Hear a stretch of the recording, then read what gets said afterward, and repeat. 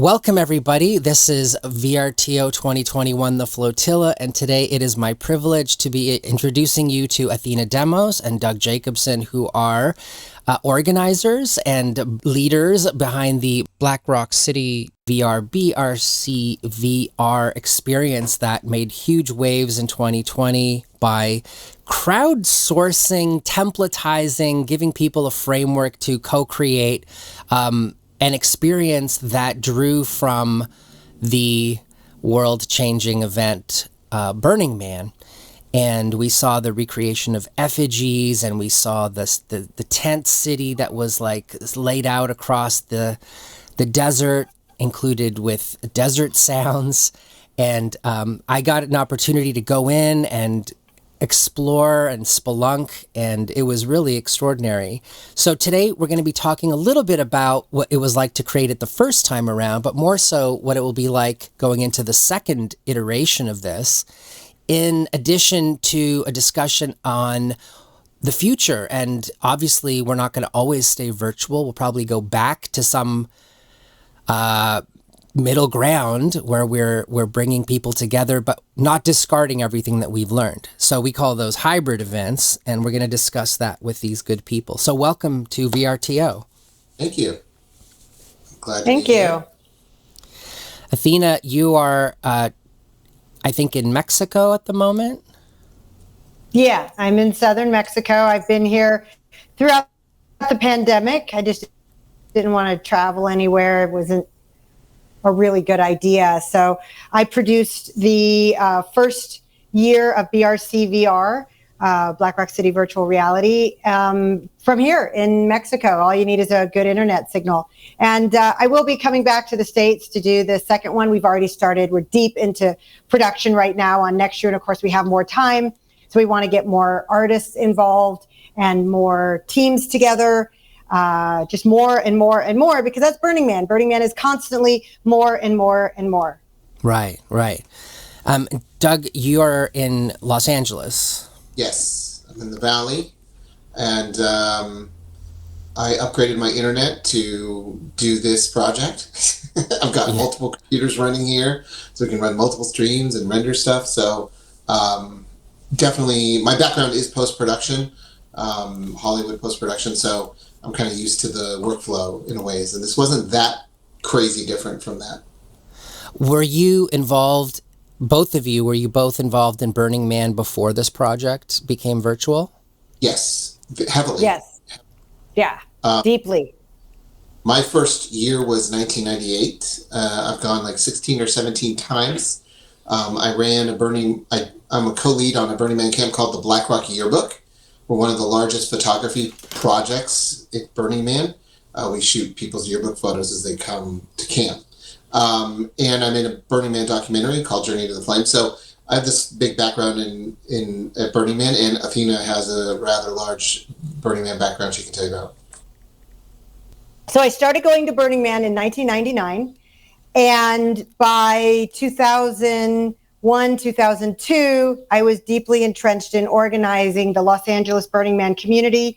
I started producing the LA Decompression Festival, which is a festival that happens in downtown LA. They happen all over the world, but I did the one in LA.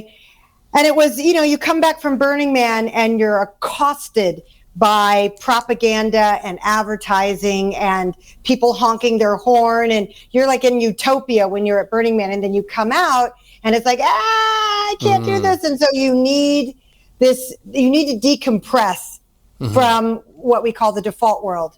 So that's why we have this festival called Decompression, which is bringing Burning Man art and culture and music to downtown LA so that all the burners can get together and share the Burning Man culture with the people that can't go, as well as get that flavor of Burning Man back in their life, because we would all really love to have it year round.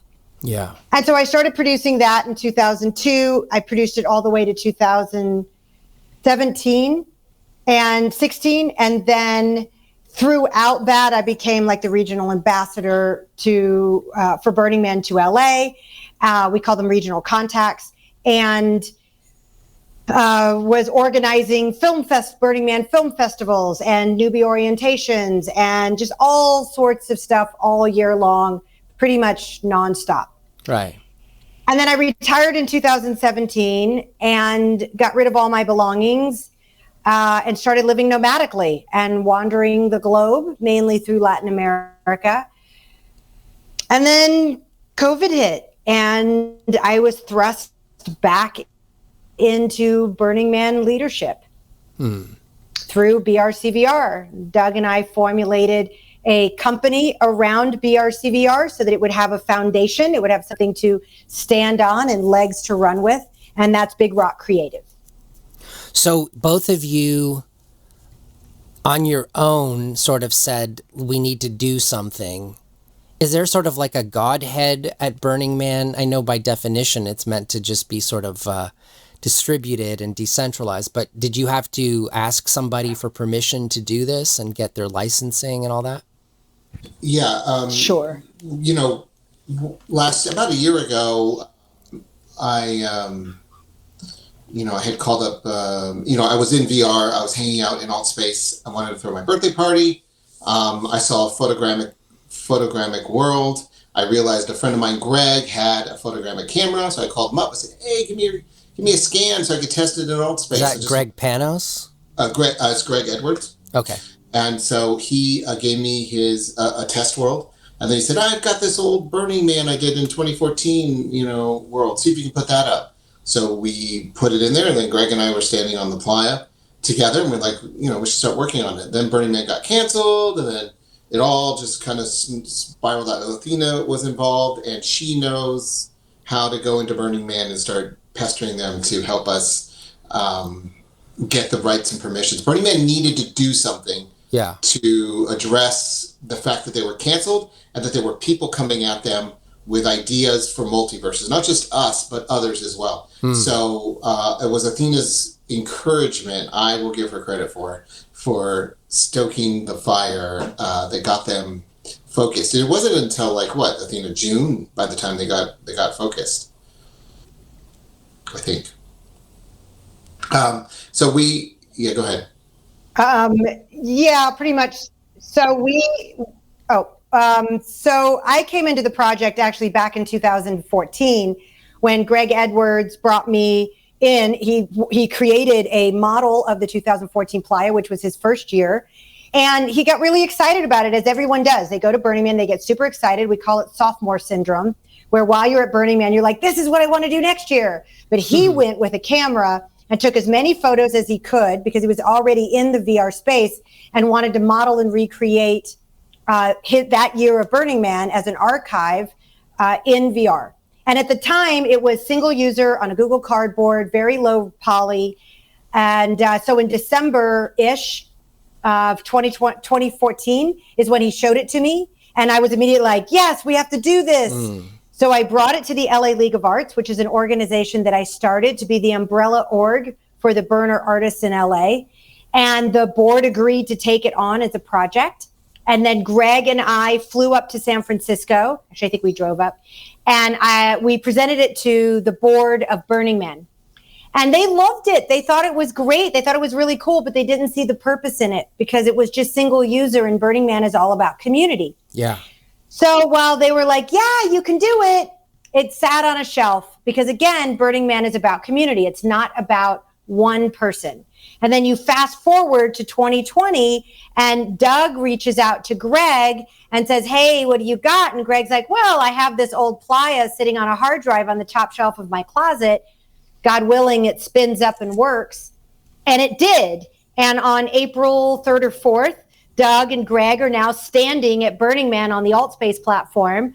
And a couple days later, they contact me. And I think I had just arrived in Mexico. I was escaping Panama because of the pandemic. I was at another festival and everything was getting shut down and we were getting quarantined at the tribal gathering. And I was able to get out of Panama on the second to the last flight and escape to Mexico. And then they contacted me. And so I had to get everything working and somehow get onto the platform so I could see what was going on. And a week after they put it up on the platform, Marion announced the cancellation of Burning Man. First time in 35 years that event was not going to happen. Yeah, the and yet great we were nothing already was live. flying over the land and just eating every major event whole. I remember that feeling well. Yeah. And so I immediately got on the phone because I had been in the regional network for so long. I knew everyone I needed to contact. So that was my main job in all of this, because I'm not technology based. It's not like I got a computer science degree and I do all this programming, and I'm not, but I'm a community organizer, and I've been in the Burning Man organization regionally for so long that I just had all these contacts. So I could pick up the phone and call this person or that person. And so then I just started pinging people like, hey, we got this thing, we want to show it to you. And then that's when it all started. But it was probably June, July, before they really started working on they were like, yeah, you can do it. And I'm like, yeah, but we need an agreement. We need some sort of IP agreement that says we can use your IP, don't we? And then Burning Man's like, oh, shoot. Yeah, we should probably lay out agreements. And that's when we found out that there were, 6 other multiverses or something like that. So I think there were 6 or 7, but one of them ended up not happening. And so that's when we started finding out about the other universes, that there were other people trying to make things happen.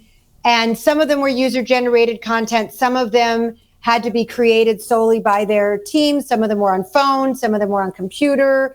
We were very VR headset centric, but also worked on a computer app, PC, and Mac.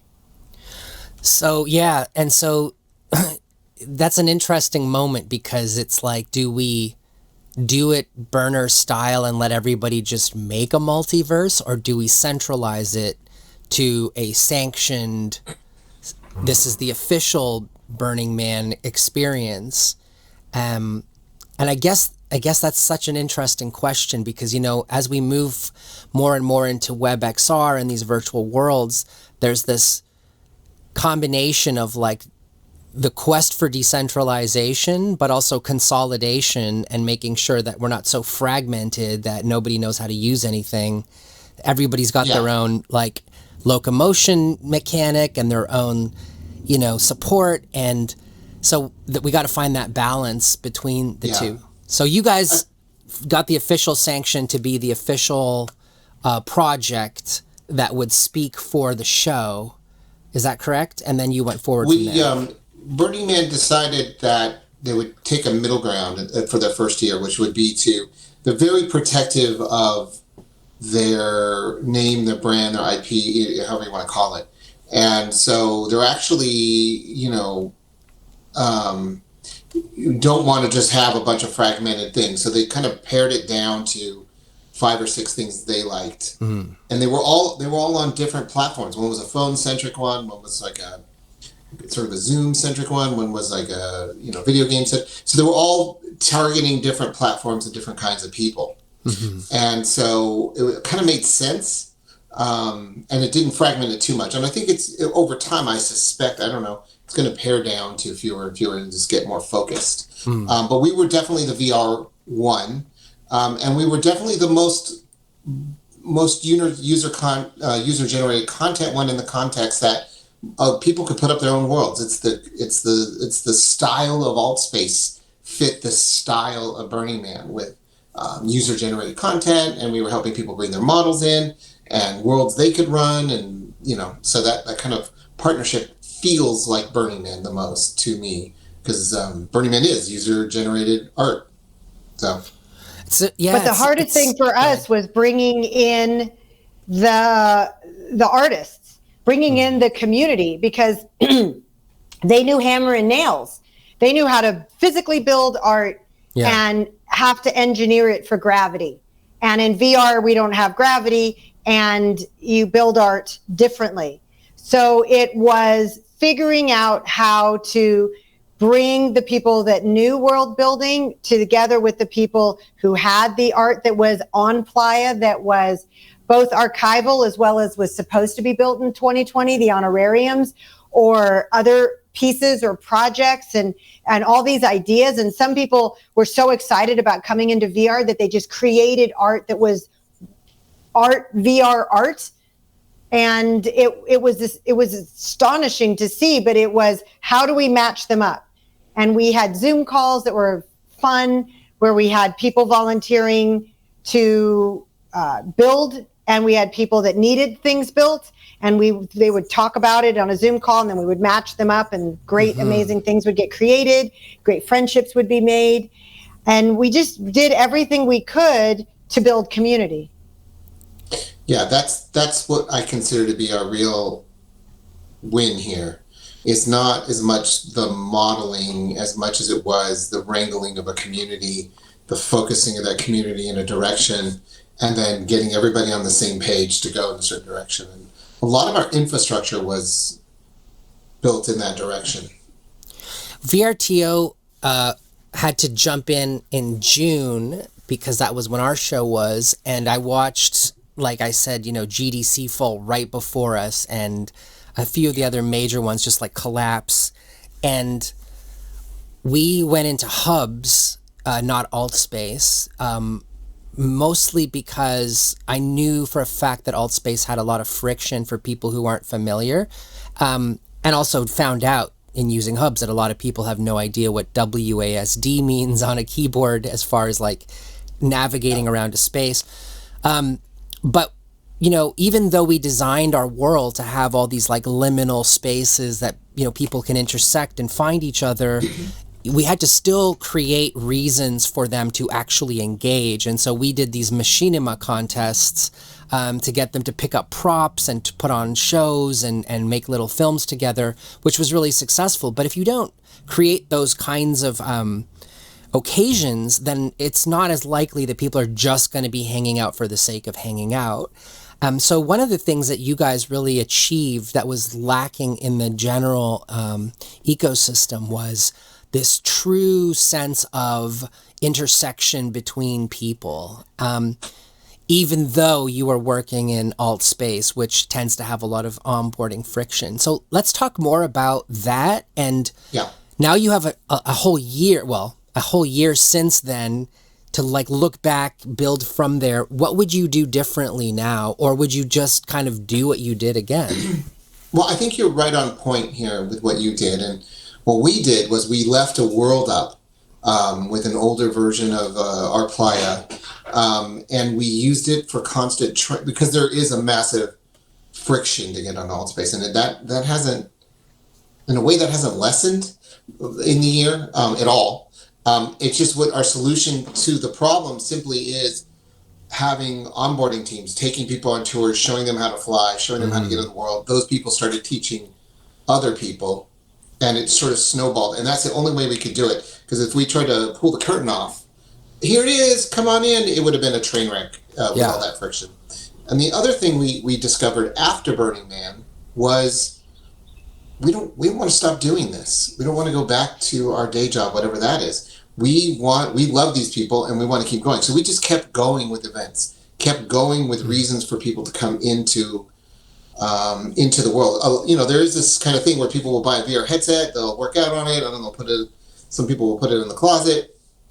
And that's because they're doing these single user experiences that people could get bored with, but we're creating a social experience that people want to come in and see their friends and go on adventures with them. And that's the other key point, is that there's so many worlds, so many new things to see, so many adventures to go on, that people are coming in and going world hopping in groups. And we felt that kept bringing people, what's new, what's the latest thing? We're always discovering new spaces as well. That novelty, the promise of novelty, keeps people coming back also.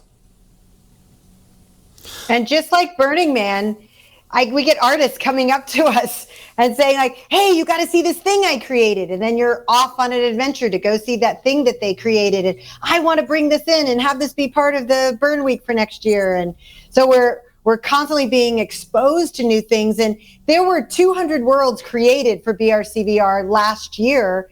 And I don't think I saw them all. I'm actually pretty certain I haven't seen them all. Mm-hmm. And then we just flipped the Playa. So the virtual Burning Man 2020 is now just a plain, dusty playa with a car stuck in the mud, because that's actually what's going on right now, is there's a car out there stuck in the mud.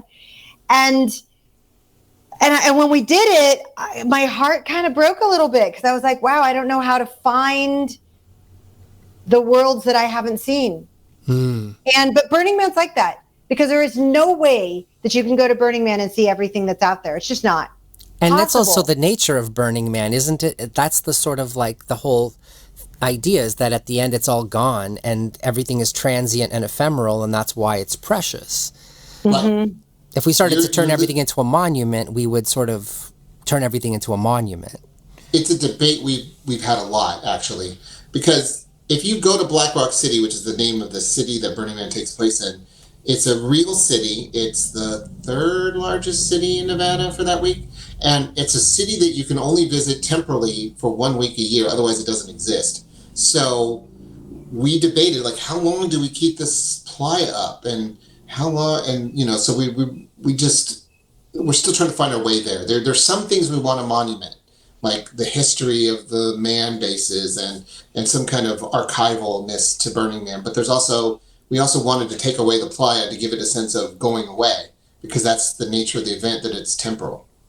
Yeah, and we definitely have to have a system to archive all of the work that's happening on the internet, and to do that properly. I'm going to tell you a quick little parable. There was a man named William who used to present at VRTO in meatspace, and he, in the late 70s, early 80s, was on a Canadian project called Teledon that was funded by the government to like the tune of like $100 million. And they were trying to basically develop computer graphics. And you had these very early pioneers who were building the very first graphics-based point and click engines and transgressive art and everything. And it was all gone. It's all gone. And so he went back to see what there was to prove that this was something that had happened. And it turned out, about a year after talking about it at VRTO, someone came to him with a video cassette tape found in a library in Montreal, where someone had videotaped the screen of all these Teledon presentations that had been created. And it ended up, over the course of the next couple of years, getting major funding to do this like huge cultural heritage sort of revival tour, and pulling up all these archival things. But that's an entire turning point in digital animation and history and interaction that could have been lost. So yes, we have to think of both of those things. It's like, how do we, I think of VRTO and what we went through last year. We ran it for 30 straight days. We were doing 20-hour days. It was something that will be forgotten in time. And, I think Kent famously, did an interview that may or may not ever get heard, as we have all done.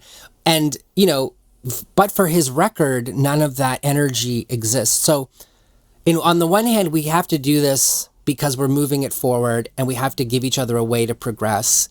And we can't be so self-important that everything has to be preserved. On the other hand, there are amazing ideas in this moment that will be much fresher and wilder than when things start to consolidate and become homogenized and productized.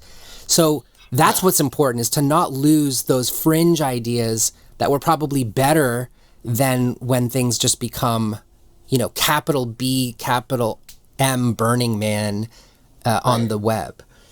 Yeah, Correct. You got to have the space to remove the weight of where you are and be, sort of come up with ideas. I went to film school. I'm a film guy, and I've been chronically shooting parties through the 90s, the 2000s. And I realized that I wasn't shooting as a documentarian. I was shooting because I was scared to forget. And I had a fear of forgetting. So even through BRCvr, I was rolling on a lot of we have all the Zoom meetings and all the, we have a lot of stuff, video of the old avatars and stuff, on a hard drive, because it's just, I'm a chronic archiver. Probably should go to therapy for it. But as a side effect of my neuroses of this, apparently, I have footage of stuff. But you're right. I have that need to archive it. Yeah. even this conversation, I mean, if you think about it, there's so many Zoom calls that if they were actually recorded and not just done live, will capture this year, this insane year that we all went through. So let's pivot now to hybrid events, because we can obviously go on about this forever. Let's talk about what you think is going to happen. What will a hybrid future look like? And I know that this is dangerous because you're trying to predict the future, but I'm going to give you carte blanche right now to just speculate. Ooh, okay. You want me to speculate?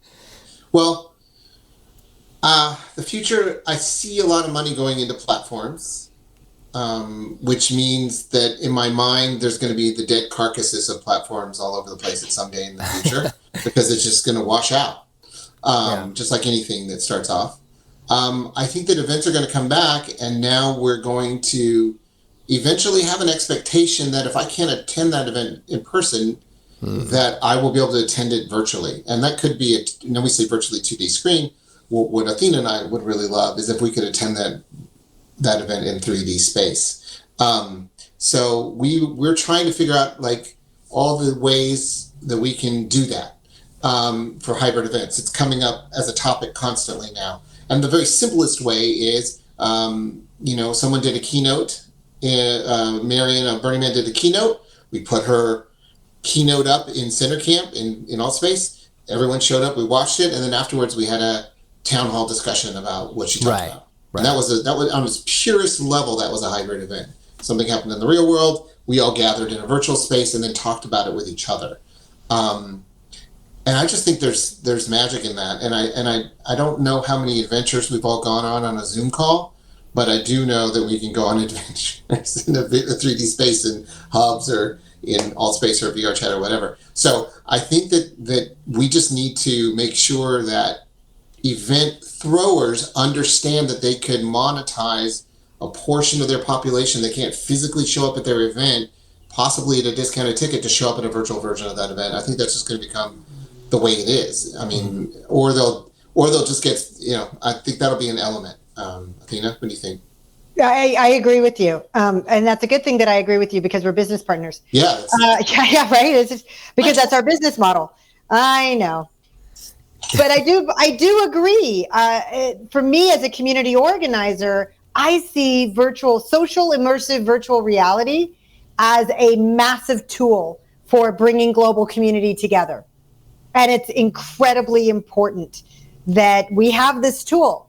When I first got into it, I was like, I don't want to be stuck in this box. And then I realized, wait a minute, there's all these people in this box that I don't have access to any other way, unless I went to Burning Man.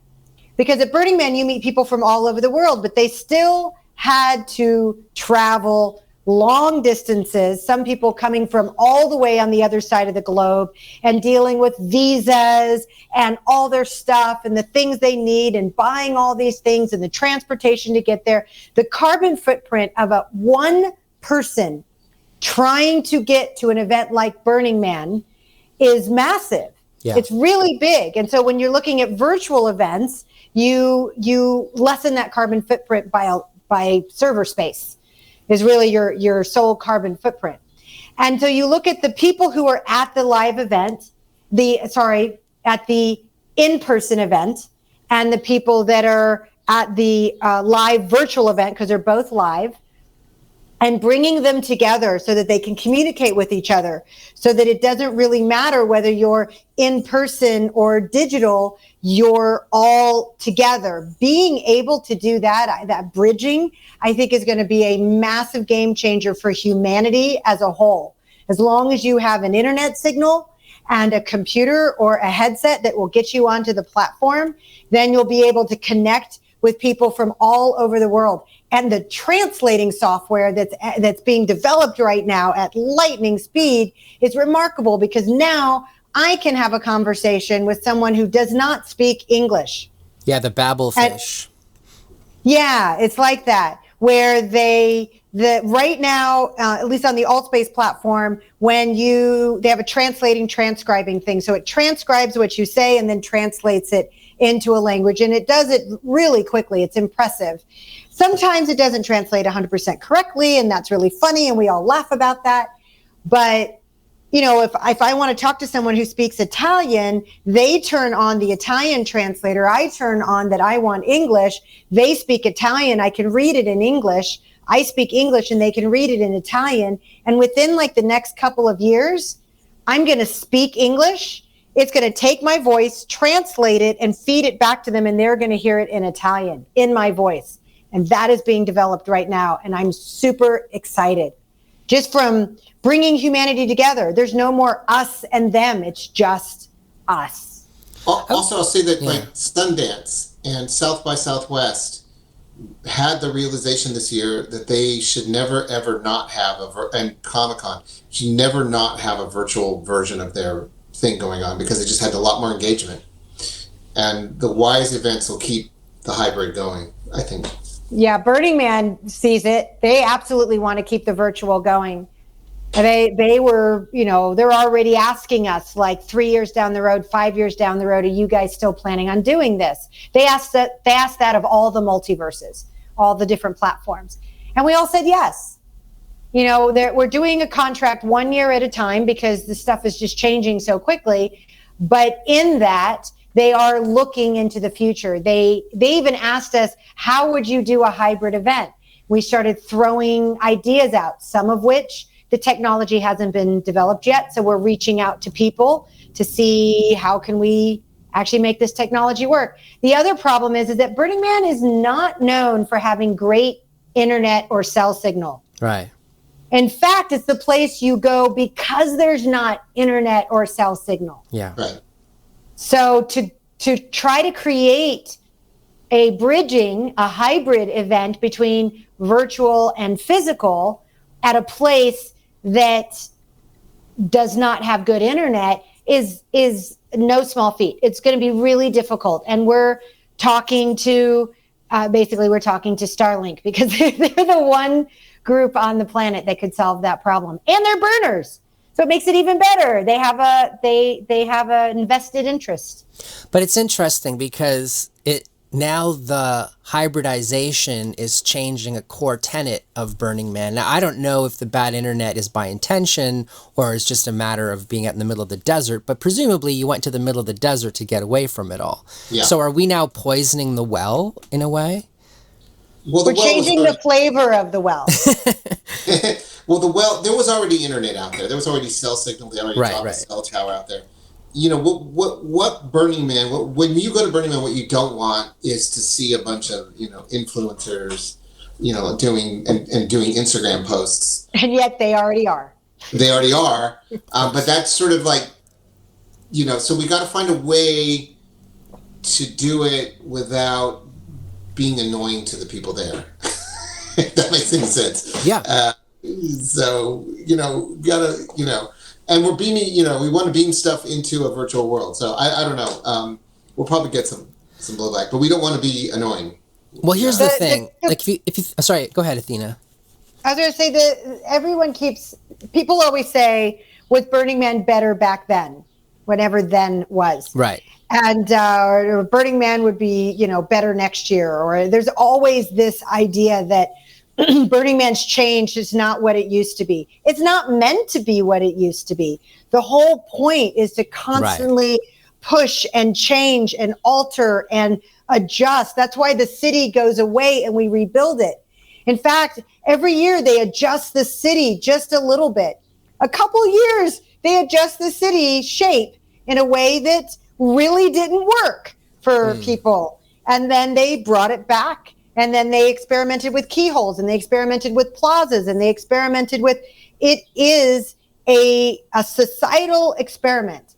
We get to build an entire city and see how it works best year after year after year. It is the ultimate urban planning experiment. Right. And therefore we should experiment with technology and see what it's like to hybridize the event between virtual and physical. We should experiment with art. And there's so many businesses that go out there. I shouldn't say this, but there's technology. I should say it like this. There's so much technology that goes out there to test itself.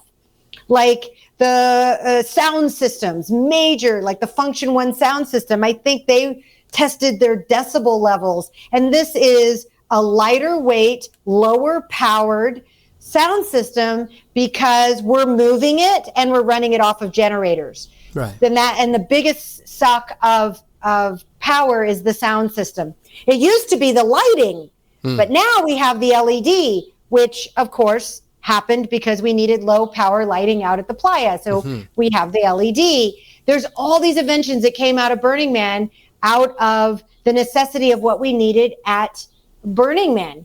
I don't know if it was Amazon's, but like one of these companies, drone delivery system was tested out at Burning Man. They were using it to see about delivering supplies, like disaster relief supplies, to areas that you couldn't physically get into, but you could fly over and then drop supplies. So they were flying over Black Rock City and then like dropping different things at different places according to whatever their plan was. So it's always been a proving ground. It's always been the testing ground for new technology. It's a perfect place. And that answer, amazing. All of that was amazing. And yeah, that sort of answers the question of like, why do we still need a physical engagement? And it's precisely because we need to be able to constantly kick the tires of our own existence and not just sort of ascribe it to a virtual proxy. But I was going to say, it may seem funny looking back at this conversation 2 years from now, because the nature of so many things is going to become hybridized. As AR starts to permeate our glasses and our ocular inserts and all of those kinds of things, we will always be inhabiting a ghost world over top of, the meat space. And we will be building all sorts of new rights and ethics around, like, I am inhabiting a space where you are also existing on a different dimensional layer. And do I have the right to be in your dimensional space? And, right. We're going to look back at this and think, like we were talking about 2400 baud modems, but it's important to say to people, like, as we are standing here at this moment, we don't really know how this is going to shake out. And, it's amazing also to think that why didn't we think of doing hybrid events before? I mean, maybe we did to a degree, but it's incredible that 2 or 3 years ago, we really didn't think, what would be easier than flying 500 people in for the weekend is like have it be half and half. It took a pandemic really to put us through like this crucible that finally kind of like put our money where our mouth is, I guess. There also VR specifically was supposedly dead. And certainly AltSpace was a corner of Microsoft that nobody sort of like in the basement, in my opinion. Right. And Microsoft didn't really think about them. COVID hits. Oculus comes out with a consumer-facing, cheaper headset. The Quest. We do the Burning Man thing. Events get canceled, and this perfect storm shoves VR to have their moment in VR, because everyone was talking about AR. Nobody wants to see the monster walking around your table. I want to get out of here and go visit my friends. I don't want to escape. I don't want to be in my room anymore. So it sort of proved the case for VR that was not quite getting through to people. And hopefully we can still keep that going, because I think VR has a place alongside AR.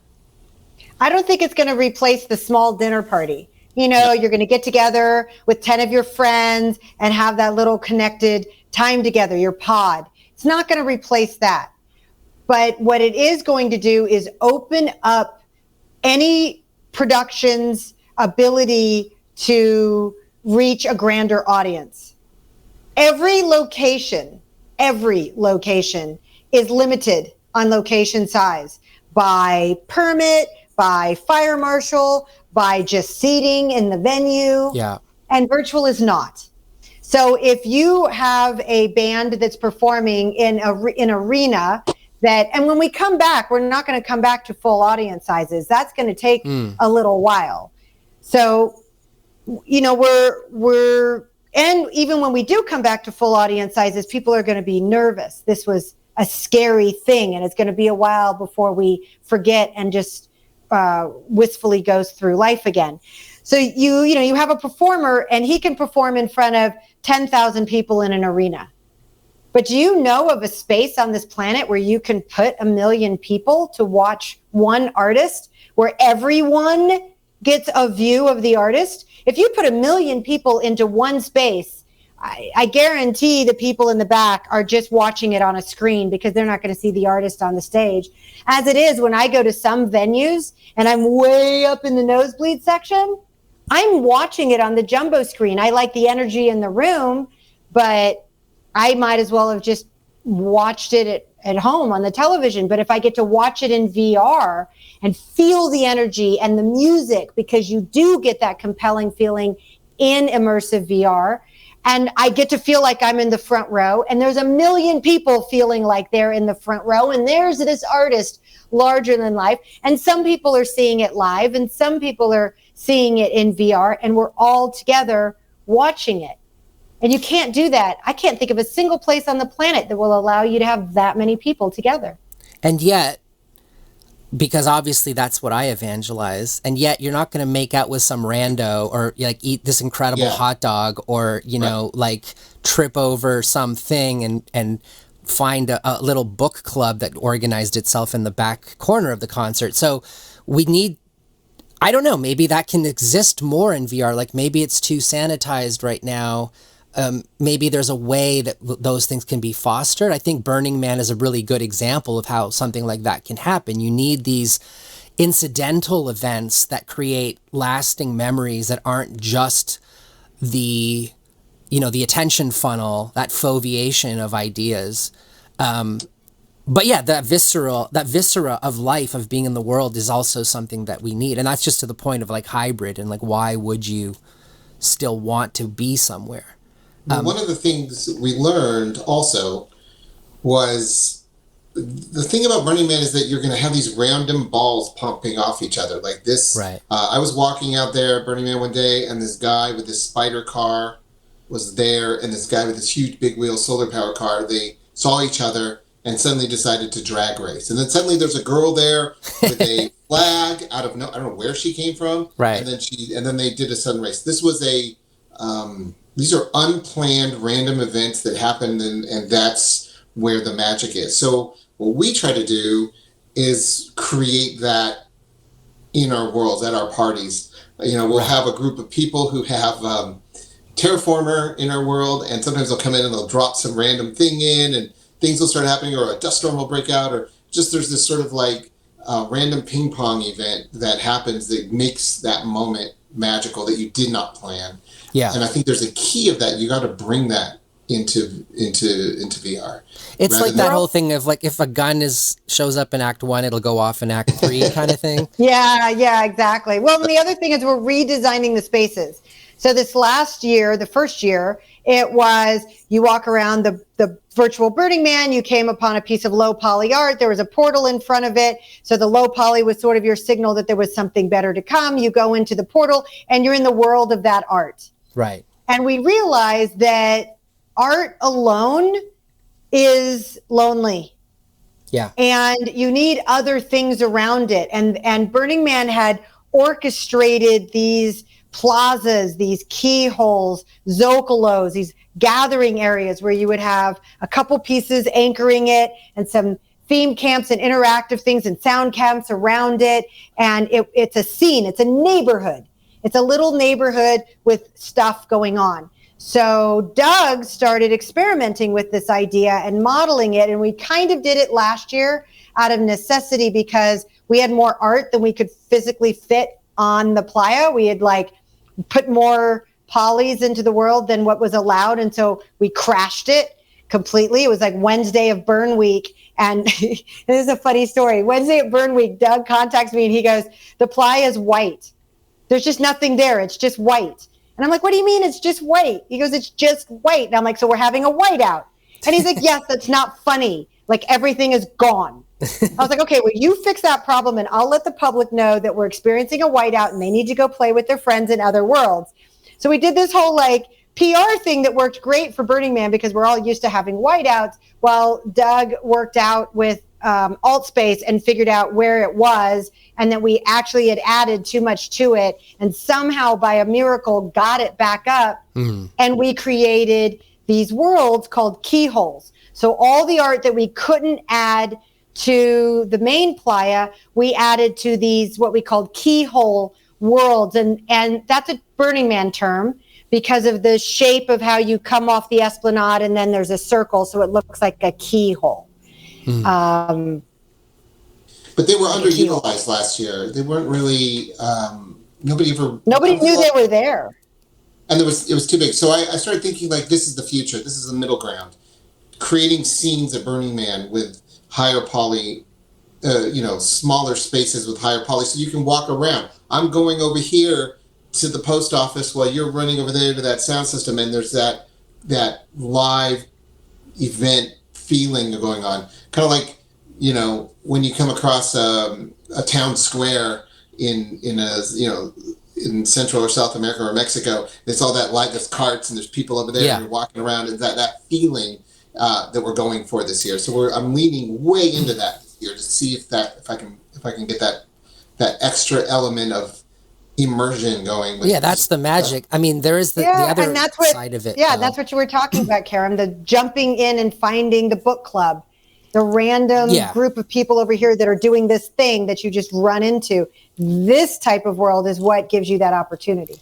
But we have to be careful because we want to foster completely open communication, but you're also not there in person. So that palpable sense of self-awareness, protection, accountability is now removed, right? You could be anybody, anywhere, and you could be a total douchebag, and somebody might not want to be harassed because of their avatar or whatever, and they might just want privacy. So one thing I find, and I'm a bit of a socially shy person, strangely enough, is when I go into an AltSpace, I don't like talking to strangers. I don't feel comfortable like turning around and being like, what's your story? And like, what are you up to?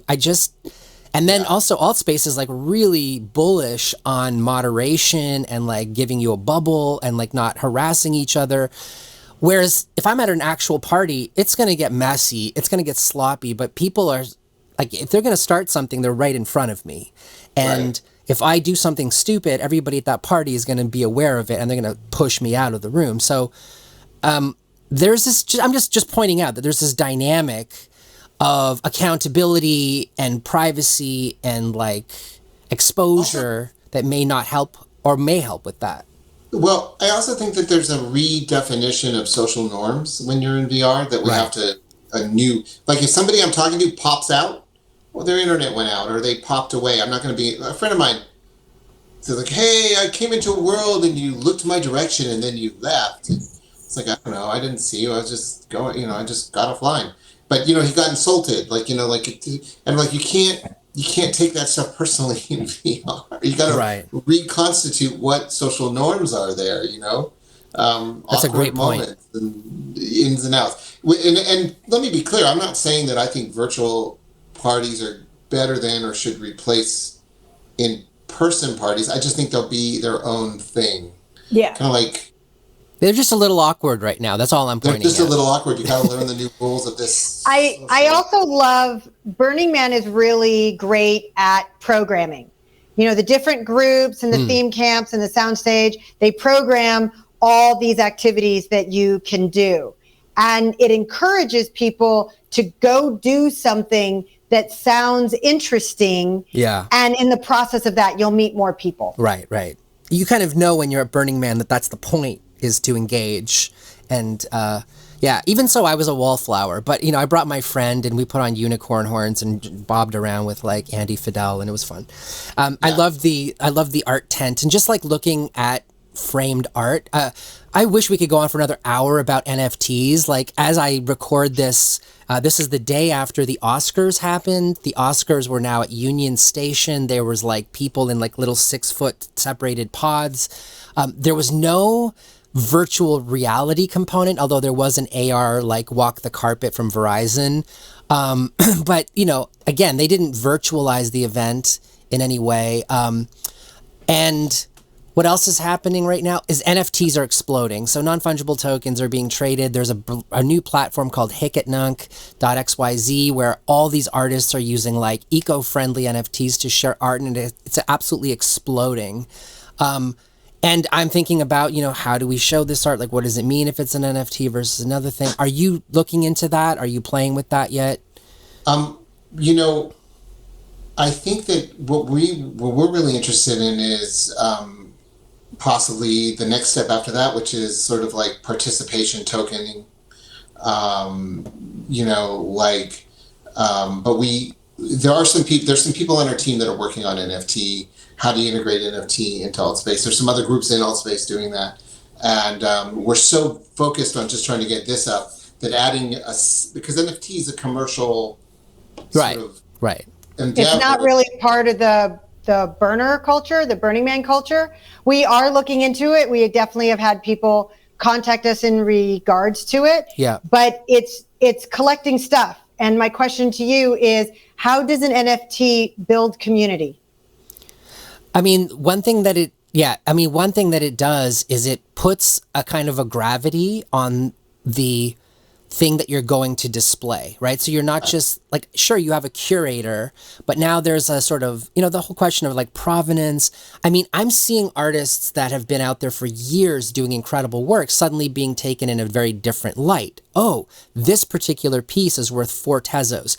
I could buy an edition of this. There's a gravitas to it, and not just like, it's not pure ephemera. And so it's giving some sort of credence back to the value of the artist, and that the effort and the time, and putting that bit of friction there says like, I have to slow down and consider this work before I'm going to purchase it or collect it. So there's something there. And like I said, this is too big a conversation to bring up at the end, but I just wanted to put a time marker for when we're having this conversation in the loop. Well, let me ask you this for the sake of time, because it seems to me that, NFT is exploding, and the cadence of the explosion sort of feels like Beanie Babies. Like you can see that the trend line and then the drop off. Like if everything's NFT, then nothing's special. Yeah. Or is it just going to be? I suspect it's just going to be integrated into a thing that we do, and it's not going to be special. It's just going to be part of life in a way. But what was interesting to me, I was wondering what was after NFT. Like, what's the next thing after NFT? And we were looking into like sort of which comes back to like tokenization of participation. You've been involved in all this stuff. You've gathered, tokens. I was there. Yeah. Yeah. And that feels more integratable into some of the stuff we're doing than, some people I know are putting like art on the wall, and you can buy it NFT.